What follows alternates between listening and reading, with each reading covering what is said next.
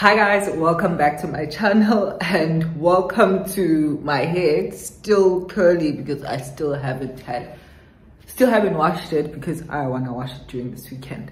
Anyways, that's just too much information. Welcome back to my channel and welcome to today's video. And how was the Devon July?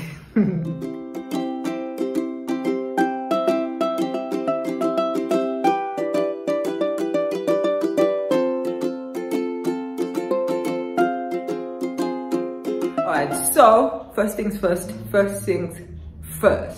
This video does not constitute as legal advice. If you are looking for legal advice, please do consult a registered legal practitioner. And yeah, by registered I mean admitted, or maybe an ADR practitioner, whichever one that you are looking for, but do ensure that you attend to somebody who is certified to give you advice. With that said,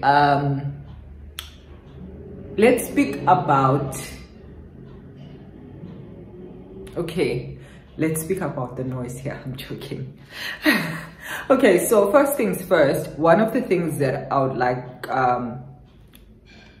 that sparked my attention or made me do this video. First of all, I was like, I don't have any, I stay in Durban. I was speaking to someone and I was like, I stay in Durban and I actually don't have content of the events that were happening during last week's big weekend. And obviously because I just didn't participate, I had a chill day, not working. You all saw the vlog, like the previous video from this one. So things that mentioned was, why don't you do a video about this new, and let me remove this, it looks weird, about this new phenomenon of women who were taken, or abaholiwe, basically, from abaholiwe. By holiwe I mean the smoke. So this notion that once you come back from a party, you must come back with the female that you bought drinks for, or that you met, kissed in the club or wherever, and come back with them to your place. And the next morning, you wake up and they wake up and say, give me 5,000 Rand or I'm going to open a case against you for an assault, sexually at that. It's a notion that's happening to many gents these days, and I've not only seen tweets, but I also personally know of people that have been faced with that. In the morning they call you, they're like, what do I do in this situation? First of all, 2 crimes are committed here. Okay, not 2, but here's a crime that's committed here that's hard to disprove. Oh, I mentioned that this is not legal advice. First things first, if you want to understand consent, you need to go to my video. I do have a video about consent in this channel. I will link it on this video as well, so that you can go and watch it and understand what is consent. Somebody who's very drunk in a club and is unconscious when you leave, not very drunk, but is unconscious, or whose their mind is altered by the amount of alcohol that drank, whichever way that if ever put before court or put before anything, they would say, I was drunk, I do not remember this, I did not remember, I did not give proper consent. Somebody who cannot give proper consent to sex is subject to a sexual offense. So the next time you take a girl who is somewhat unconscious or somewhat drunk, and you think that maybe they'll wake up the next morning and say, I was really drunk, I don't remember coming back with you.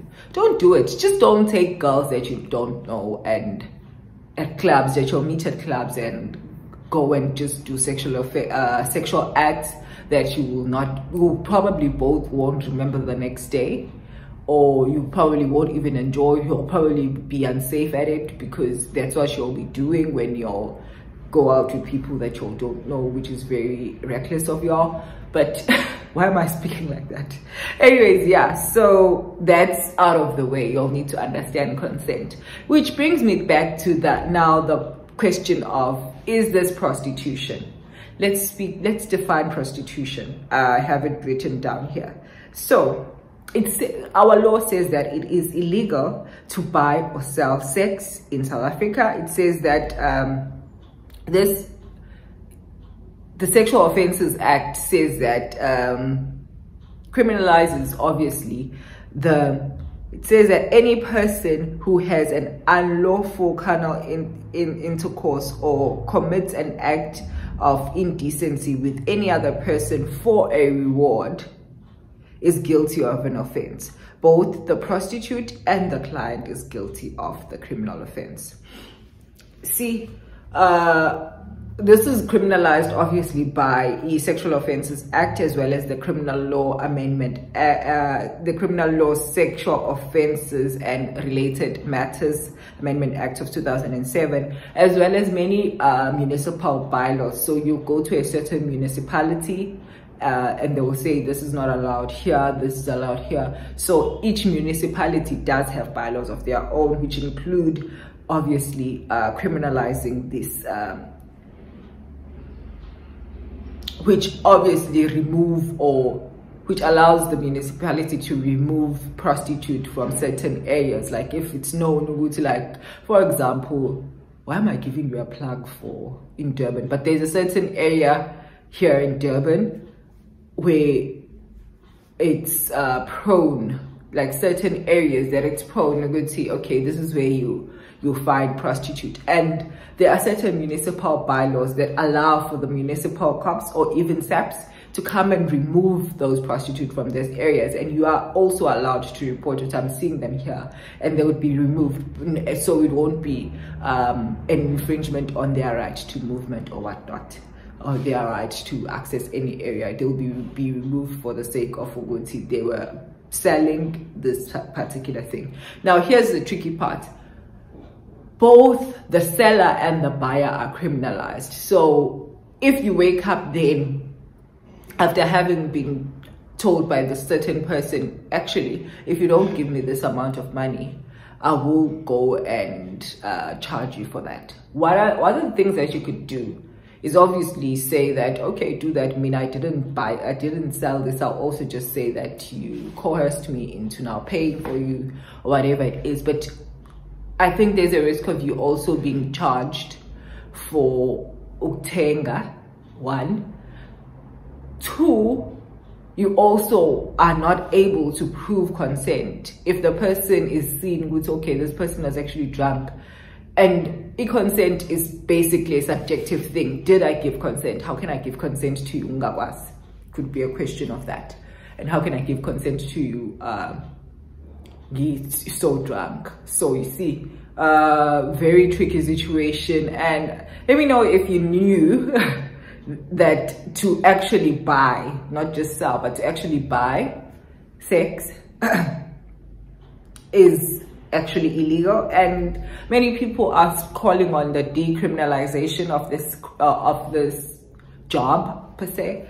They're calling for it to be decriminalized. In as much as I understand the concept of, okay, let's decriminalize it, because it's not really functional. We still see these people selling, we still see this thing. But then once it's decriminalized, it gives, in my view, it gives like the people that are taking these people and putting them in brothels and putting them in whatever it is that they are putting them through, like becoming a pimp. It makes you say, but I'm just running a legitimate business. I'm just running a business of selling, not looking at the fact that these people are probably forced to be here. So because it's very hard to now to find evidence to criminalize on basis of, it's okay, this was trafficking, this was human trafficking. How do you prove that when you can actually just go and say this is actually a crime,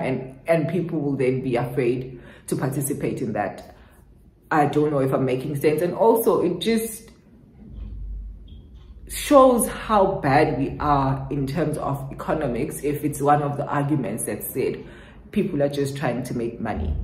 The economy is so bad that one of the ways in which one actually makes money is that, and it's justifiable to make something that somewhat immoral And we are. Like, one thing that I always say, we like the Western ways of doing things in South Africa, especially American ways of doing things. But we forget that one of the things that's enshrined in the people of our country is morality. It's istima sakhona in our people. For many of us, even the people that act like they don't have istima, that don't care about morality, still have it. And to act like it doesn't exist undermines the whole concept of our people. Anyways, I went on a rant here. I don't know how did we get here.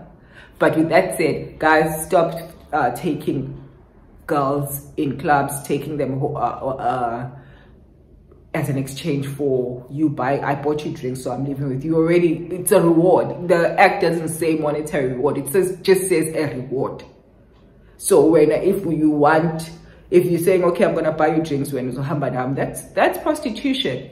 This voice note that has been trending of, I think Ipara or somebody using drugs, said, okay, this person said they're gonna give me drugs if I give them X, and they didn't. And obviously you can't now report this person. You wanted a reward, and you see how it just doesn't work for both of you. You can't report this person because you cannot prove consent was given, and also they can't report you per se if actually they didn't pay me my money after having done this, or they didn't give me my agreed reward after having done this. And yeah, in a law, who can't prove that the reward, they have a higher chance of actually now getting you prosecuted for a sexual offense, which you could have avoided if you just avoided people.